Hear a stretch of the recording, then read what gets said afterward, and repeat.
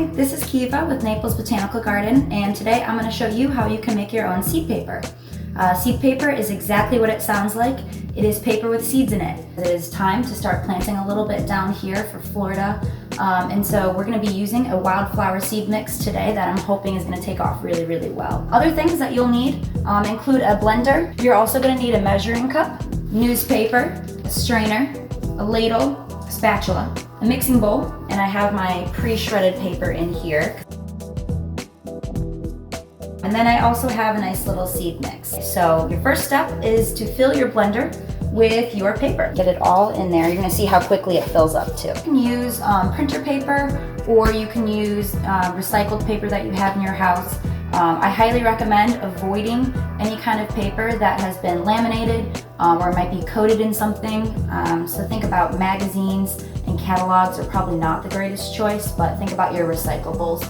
Newspapers are great as well. The sheets that I used of the newspaper have a lot of different graphics on it, so my mix is going to come out very dark colored. But if you're using a whiter paper, you can definitely add in some food dye if you want to make it colorful. Looks like my blender is about almost a little bit over 1/2 full, so I'm going to throw in probably about 1 1/4 to 1.5 cups of water. And then we're going to get blending.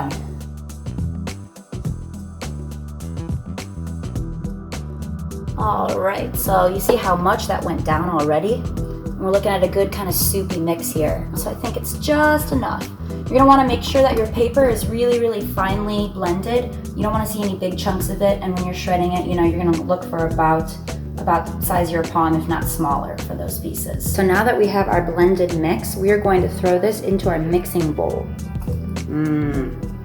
Definitely don't wanna eat this. Once we get that all out of there, shake it out. You can definitely use your spatula as well. You're definitely gonna have some sort of loose water in there, which is just fine, because we are actually gonna squeeze all that water out of there. So before we start squeezing water, we wanna add in our seeds. However much seeds you want, just do remember that seeds do need room to grow, so you don't wanna overcrowd your seed paper, but you definitely wanna have enough so that it does fill it up. Just kind of sprinkle it over the top. So here's the fun part. You can either go and do this with your hands, or you can use your utensils. Stir it up a little bit with my spatula, and you want to add the seeds after you blend because you might damage the seeds while you're blending. You will take your utensil or your hands, you're gonna put it into your strainer. So I'm just gonna dump it right in there like that, and you're already seeing the drip come out. And don't worry, we're gonna flatten it out around the strainer. Kind of spreading it around. You'll definitely be pushing water out of it. Definitely do this over a towel, or outside. Remember, the longer the seeds sit in the water, the more likely they are to germinate right there on the spot, right? So you don't want the seeds to start to grow just yet. You want that paper to dry out first. And it's gonna start to kind of look like lint almost, that you would find like in your drying machine. And if you wanna do a different activity instead of paper, at the garden we make what are called kablooms. And so you would just take this and squeeze it into little tiny balls, and then you can lay them out to dry in a well-ventilated but shady area. And then that way, you've got little balls that you can plant. So when they do bloom, it's like a bloom.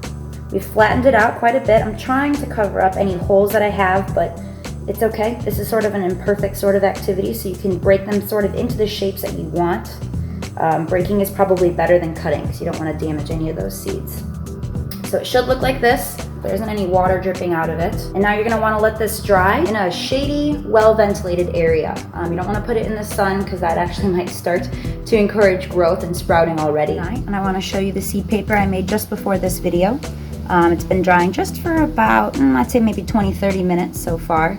So definitely still wet. Looks just like the one we made together. I would recommend checking these out throughout the day just to make sure that they are drying as evenly as possible. You can already see that there's some holes like right back here. That'll probably naturally break into different chunks.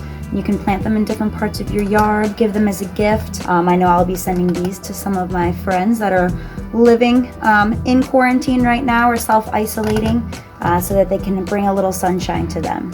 So I just want to thank you for joining me, and hopefully you're enjoying these videos, so we'll see you around.